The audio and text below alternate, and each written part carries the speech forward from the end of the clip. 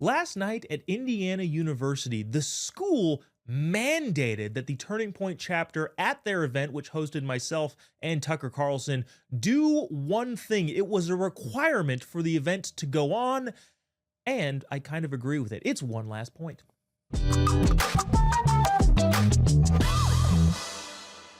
So last night, as many of you saw on this program or on Rav, and then I think we re-aired it on this program, I was with Tucker Carlson in Indiana at Indiana University in Bloomington, Indiana.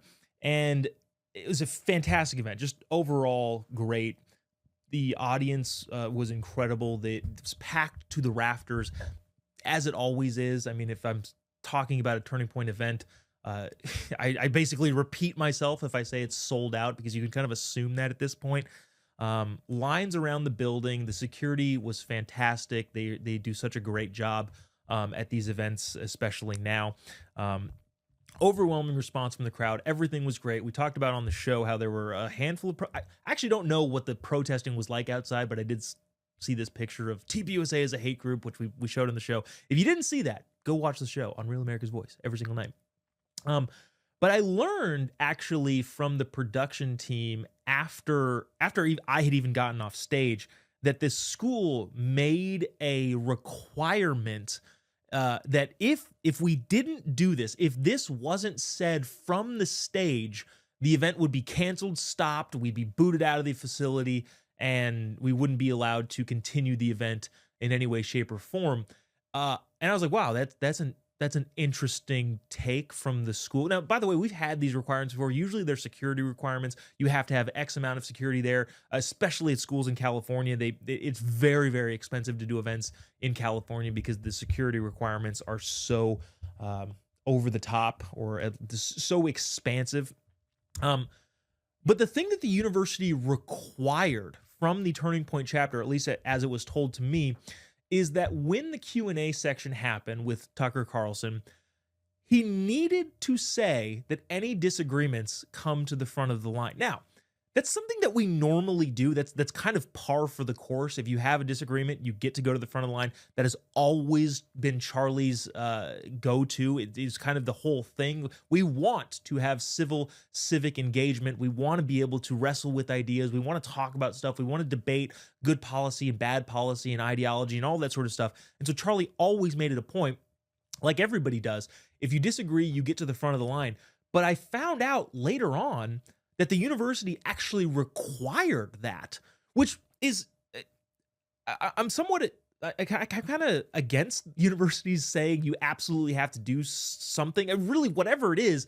But in this particular case, if that's the requirement, one, it's something that we already do, but they had to make sure that Tucker said, hey, if you have a disagreement, you get to go to the front of the line, which again is what we do normally.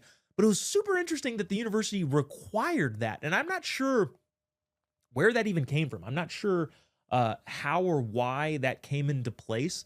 But what it said to me is that at the very least, that the University of Indiana, they are actively trying to foster conversation in a time where especially the libs are, trying to crush any sort of dissent or call people horrible names, which is why they're losing, by the way. I think that's obvious. But again, the university themselves saying, hey, you have to prioritize disagreements was, again, I'm not sure if I like the precedent of requirements at these types of events, but if you're going to have a requirement, one, something that we're already doing is great, but two, that specific requirement, sure, that sounds great. We're already doing that. And I kind of wonder where that's coming from. I don't know if it's like a system thing. I don't know if it's a culture thing, because the governor of Indiana was there. He spoke a couple minutes before me for a couple minutes, and he was great. He was talking about Charlie's legacy, and that was awesome. But he's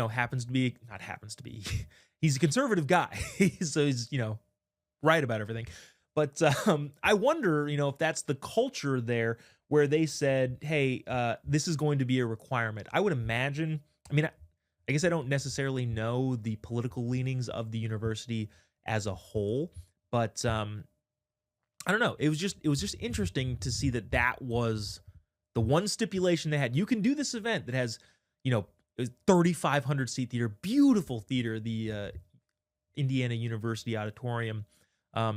You're allowed to do this, but the one requirement that we have is that you have to do one of the things that conservatives really enjoy doing, which is having civil civic dialogue um, take place. And I appreciate that, and I kind of hope that schools around the country continue to mandate that, and I hope that they mandate it for our friends on the lib side of the aisle. I would love to see Ibram X Kendi go to a school and the university says, "Hey, by the way, you have to take questions, and people that disagree with you get to go to the front of the line." I would fly to that school and sit through whatever dumb presentation he has in order to get to the front of the line and say, "Hey, by the way, you're a racist, and I don't like you because you're a racist, not for any other reason, because you have terrible ideology and you're pointing people in a bad direction." Producer Glenn, is that surprise you at all? This is the first time he's hearing about it. Is that surprising? The skeptical part of me wonders if they just have like this kind of caricature, like vague idea of what Turning Point is. It's a conservative organization, and they think maybe they're gonna like stack the line with like their own people to ask questions, or maybe they're just anticipating that we'll take softballs, and they don't want that. They want to have like the other side represented, so they're trying to mandate it kind of in advance. I could be completely wrong about that, but it makes me wonder. I don't even necessarily know if that's cynical, because if you put it on the shoe on the other foot, that never happens on the left side of the aisle. And that's kind of exemplified even in like media, right? Like Fox News has panels all the time, but they have panels with people who disagree with each other. And CNN has that show that Scott Jennings on. I forget what the show is called, but they actually have a debate format show in primetime. But all of the other like shows, even on CNN or even PMS Now or whatever it's called, MSNBC, or any of the, they all have panels, but they're panels where everybody agrees with each other. And so like, I think I understand where you're coming from, but at the same time, like that's kind of the whole hallmark of being a conservative. Being conservative requires nuance, and it requires conversation and being able to dilute the difficulties in the problems down to, blunt yes or no, we should do this, we shouldn't do that. But that you only get there through conversation. And so like, even if there's like a cynical end of like, well, Turning Point's going to try and stack the line with people. One, no, we aren't. But two, that is what's happening on the other side. So I would love to see that reciprocated whenever they invite a lib to come speak on campus. And I hope that's the policy. I don't know. Is that I hope so crazy? too. That would be interesting to see if they do have comparable events held by groups that represent liberal students. Then maybe will they do the same requirement for them or not? It is. I have seen some lib influencers try to go do college events, and they just get shellacked with questions because, obviously being a conservative requires that you've thought through things. And being a lib is just an echo chamber where you're like, oh yeah, your idea is good. Okay, cool. I think your idea is good too. Well, everything is hunky dory, and everybody all can do anything they want all the time. And when they're met with any sort of pushback by somebody who's actually thought about it for longer than 5 minutes, they like crumple.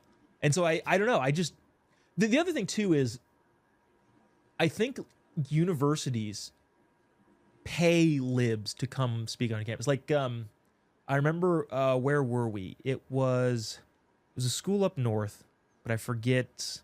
It wasn't UC Davis. It was like, oh shoot. Now I can't think of the specific name. What are some of the schools up in the San Francisco area or like south of that? You might be surprised to know I don't have that list on the tip of Oh man. It'll come to you right as soon as we finish. Oh, as soon as we wrap it, it'll come to me. It's been a couple days. Flying back and forth across the country on zero sleep and then doing a show is not exactly the most conducive to my mental acuity. But whatever school it was in like it was in that kind of hippy dippy lib part of the country. And Charlie was there. I was with Charlie. It was San Jose State. There we go. Charlie was there, and then the next night in the same room was Ibram X. Kendi. And if you're not familiar with Ibram X. Kendi, his real name is Henry Rogers, and he's the guy who wrote the book How to Be an Anti-Racist, which is one of the most racist pieces of literature to ever exist. And while it was a turning point event that Charlie was speaking at, obviously all the funding comes from the organization because we're not going to get invited to schools unless we're covering the costs. But Ibram Kendi was speaking there, and I'm pretty sure he was getting paid by the school.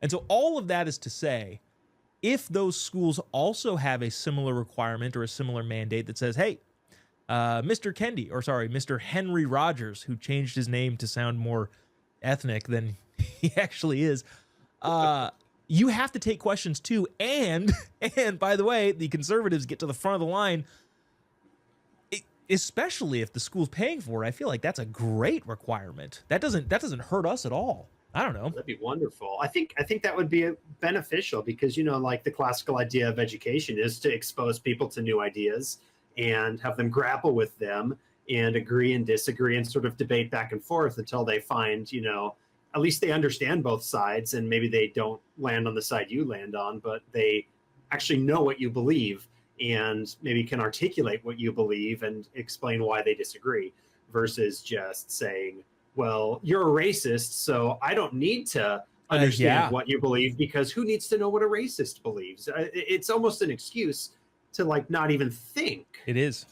No, that's a good point. If you get demagogued with these terrible names that don't actually apply, then they have the out of, well, I know I don't need to discuss things. Now, well, we don't need to go down that rabbit hole because there's a lot there that maybe we'll talk about on a later episode of One Last Point. But I don't know. I thought that was very interesting from the university. I appreciate it. I approve it. And I hope it is consistent across all of the speakers that come to the school. And, going forward, make the libs take questions, or else you'll shut their event down. I don't have a problem with that as a policy going forward. That is the last point. See you tomorrow. God bless America.